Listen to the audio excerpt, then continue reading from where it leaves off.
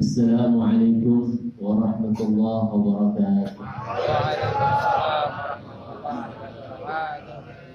Sejadah ala niyatil futuh wal muluk wal sahb wa qadatil masuk. Assalamualaikum warahmatullahi wabarakatuh. Wa lan yakin Allah ta'ala yashuru Muhammad wa ala alihi wa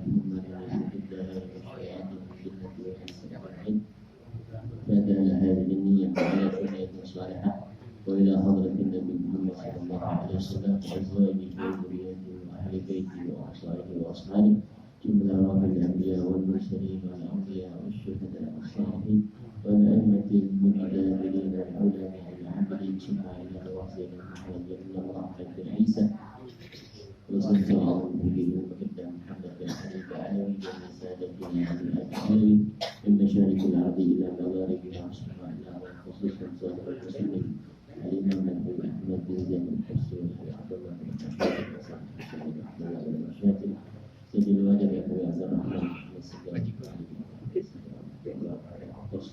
وشيخ حسن ورسوله المبروك ثم إلى روح والدينا وأمهاتنا وجدادنا وجداتنا وأعمامنا وأماتنا الله تعالى يغفر لهم ويرحمهم ويعيد علينا من بركاتهم وأسرارهم وأنوارهم وعلومهم ونفحات من بركاتهم في الدين والدنيا والآخرة. الفاتحة.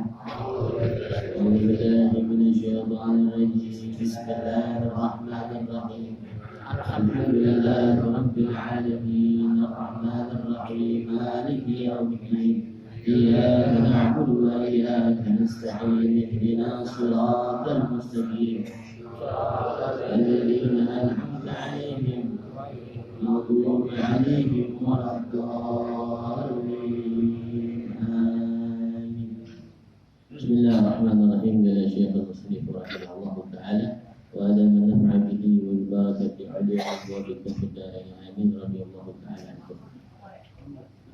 Yang al-Fadhil hormati segenap para asatidzah, para hujjaj, para orang tua, para tokoh masyarakat, wabil khusus orang tua kita, Bapak Muallim Haji Ali, dan juga ketua kuliah subuh kita, Bapak Ustaz Abdul Mulia, orang tua kita, Bapak Muallim Haji Berani, Ustaz Muhammad Yunus, dan para dewan guru kuliah subuh kebagusan di antaranya Kim Mulia juga Bukit Allah, Kiai Jumari Hussein, Kiai Haji Abdurrahman Muhayyan, dan juga saudara Hashim, ketua kita Kiai Haji Dr. Taufik Hidayatullah, Taufikur Rahman Jamil, dan seluruh daripada dewan guru, para ketua masjid mushola kelurahan Kebagusan yang mohon maaf nggak disebutkan namanya satu persatu, namun insyaallah akan mengurangi sedikit sahabat ta'lim cinta muhabbah saya kepada antum sekalian.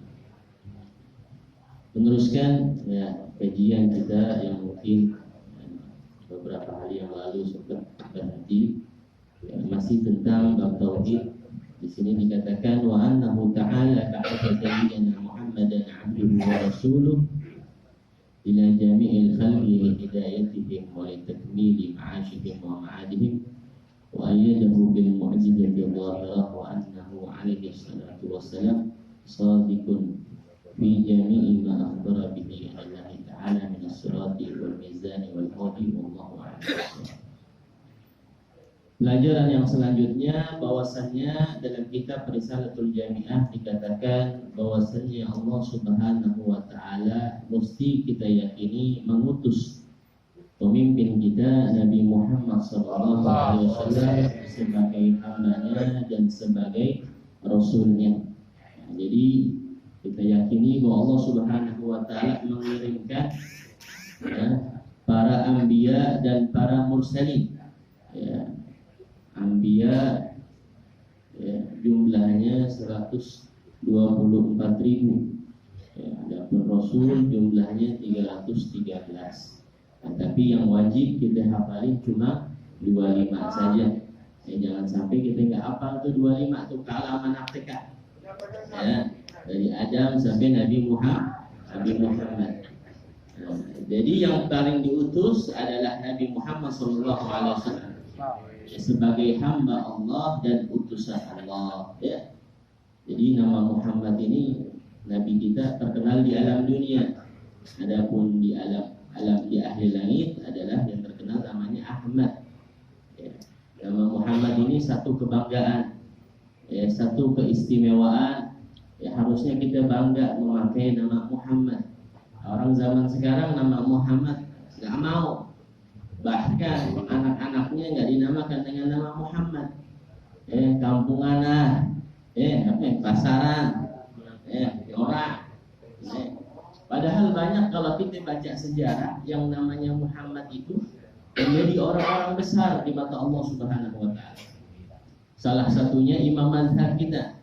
Siapa imam mazhab kita? Muhammad bin Idris bin Abbas bin Uthman bin siapa lagi? Terus nasabnya dari jalur bapak Yantasib bin Hashim ila bin Abdul Muttalib. Jadi jalurnya nasab dari jalur ayah Imam Syafi'i itu bernyambung kepada Sayyidina Abdul Muttalib. Senyambung sama Rasulullah. Masih ketemu dari jalur dari Hashim. Jadi Bani Muttalib juga.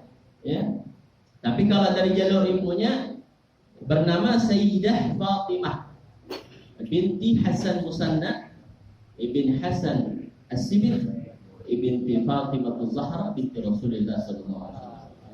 Jadi itu jalur daripada bapak dan ibunya Imam Syafi'i. Kita mesti kenal.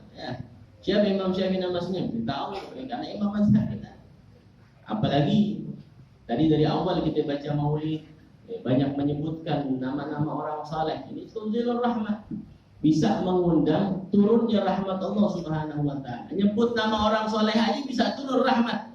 Lalu bagaimana kalau kita tawasuli, kita doain, bukan turun rahmat lagi, luber itu rahmat. Luber itu rahmat. Jadi kita mesti kenal siapa Al-Imam Syafi'i. Beliau ini menikah kalau nggak salah tahun 179 Hijriah. Beliau dilahirkan tahun 150 Hijriah. Berarti beliau menikah umur 29 jalan 30 tahun. Jadi setopik tenang aja setopik. 29 jalan 30. Beliau punya anak 4. Satu namanya Hasan, meninggal dari kecil. Hasan, enggak Hasan bukan. Hasan nama tukang beduk kan. Hasan meninggal dari kecil dari istri yang lain. Ada pun istri yang pertamanya namanya Sayyidah Hamidah binti Nafi, keturunan daripada Sayyidina Uthman bin Affan. Jadi kalau milih istri yang benar juga tuh. Lihat bibitnya, kalau kata orang Betawi itu tuh bibit, bebet, bobot dah tuh. Keturunannya jelas. Baru ketemu di mall jadian bismillah, nggak tahu anak siapa. Ustaz udah telat dikawin lagi deh. Jadi itu. Nah, salah satu anaknya ada namanya Muhammad, ada namanya Fatimah, ada namanya Zainab. Muhammad ini dia di Qadhi di kota Halab. Zainab ini mempunyai cucu punya anak namanya Abu Uthman, Abu Muhammad Ahmad bin Muhammad bin Abdullah.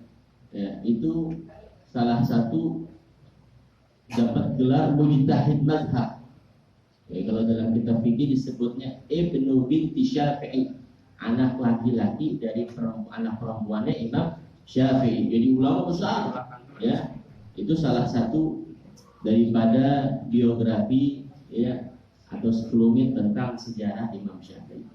Jadi kita jangan malu namain anak namanya Muhammad. Anak udah nggak ada cucu deh. Barang atu balik namanya Muhammad, namanya Muhammad. Banyak Sayyidina Faqih Al-Muqaddam namanya Muhammad bin Ali Ba'alawi. Itu yang pemimpin Sadat Ta'ala itu Muhammad bin Ali Ba'alawi. Namanya Muhammad. Banyak kan Imam Ghazali Muhammad bin Muhammad Al-Ghazali ila akhir. Jadi Allah Subhanahu wa taala mengutus pemimpin kita Nabi Muhammad SAW sebagai hamba-Nya dan Rasulnya. Jadi kita yakinin Nabi Muhammad adalah hamba Allah dan utusan Allah, tidak lebih. Jangan sampai kita bilang anak Tuhan sampai kayak kaum Nasara. Enggak, Nabi Muhammad hamba Allah, utusan Allah. Tapi hamba Allah bukan sembarangan hamba. Maqam abad ini, masya Allah. Maqam hamba ini salah satu maqam yang mulia. Bahkan disuruh tuh kalau kita lagi baca tahlil, kalau kita mau masuk surga syaratnya apa? Jadi hamba Allah salah satunya. Kalau nggak jadi hamba Allah nggak bisa masuk surga. Ya Tuhan nafsul mutmainnah irji'i ila rabbiki radiyatan mardiyah fadkhuli fi ibadi. Wadkhuli jannati, baru masuk surga. Ya. Mesti jadi hamba Allah, mesti beriman sama Allah. Ya. Sebagai hambanya dan Rasul, jadi makam Muhammad ini makam yang mulia. Ya, zaman kekosongan kerasulan. Ya, ada yang mengatakan ulama berbeda pendapat. Ada yang mengatakan Yaumul Fatrah itu dari zamannya Nabi Ismail ketika wafat sampai zamannya Nabi Muhammad. Ada yang mengatakan bukan, dari zamannya Nabi Isa sampai zamannya Nabi Muhammad. Yang mengatakan dari zamannya Nabi Ismail sampai zamannya Nabi Muhammad adalah Imam Ali dan Imam Syirbini. Ya, beliau mengatakan seperti itu. Ya. Jadi orang-orang di Yaumul Fatrah sebagian ulama mengatakan mereka semuanya masuk ke dalam surga. Ada yang mengatakan ulama terbagi tiga alat pilihan. Yang pertama dikatakan kalau dia nggak menyebutkan Allah Subhanahu Wa Taala, ya dia masuk ke dalam surga. Wahum najuna billah Subhanahu Wa Taala. Mereka orang-orang yang selamat di hadapan Allah Subhanahu Wa Taala. Tapi ada golongan di Yaumul Fatrah dia merubah ajaran Nabi Allah Ibrahim. Bahkan dia mendatangkan sesembahan yang baru, yaitu berhala. Jadi di Jazirah Arab itu berhala pertama dikali didatangkan oleh namanya Amrun bin Luhai. Ya, Amrun bin Luhai itu yang pertama kali mendatangkan berhala di Jazirah Arab. Nah itu kata ulama, salah satunya Syekh Wahab Az-Zuhaili mengatakan bahwa Amrun bin Luhai termasuk orang-orang yang diadab sama Allah Subhanahu Wa Taala. Karena mereka membawa ajaran baru dan merubah syariatnya Nabi Allah Ibrahim alaihissalam. Ya. Ila jami'il khalqi, untuk seluruh makhluk. Ya. Ila jami'il khalqi, untuk seluruh makhluk. Li hidayatihim, untuk memberikan petunjuk kepada mereka ila tariqil haq, kepada jalan yang benar. Jadi para rasul dan para nabi meluruskan, memberikan jalan yang benar. Ya. Yang benar kepada yang kalau kita lihat perjuangan Nabi Muhammad lagi dibahas Ustaz Adnan, ya kita bersyukur Pak dijadikan umat Nabi Muhammad, ya nggak minta, ya itu Nabi Musa berharap banget jadi umat Nabi Muhammad, ya Nabi Musa berharap, ya jadi umat Nabi Muhammad. Saking hebatnya umat Nabi Muhammad, umurnya pendek 60-70, tapi bisa mengalahkan kebaikan atau timbangan pahala umat-umat sebelum umat Nabi Muhammad. Jadi bersyukur, alhamdulillah. Tiap hari kita bersyukur, ya. Setiap pagi kita merasa alhamdulillah ja'alna min ummati nabiyina Muhammad. Kita enggak minta, kita enggak pernah berdoa merojol dilahirkan jadi umat Nabi Muhammad. Alhamdulillah, baik. Ya, beruntung. Apalagi ya jadi umat Nabi Muhammad yang dikenal sama Nabi Muhammad. Ya, yang sering dikenal. Gimana cara kenalnya? Kita banyakin sholawat sama Nabi Muhammad. Ya, agar dikenal, ya.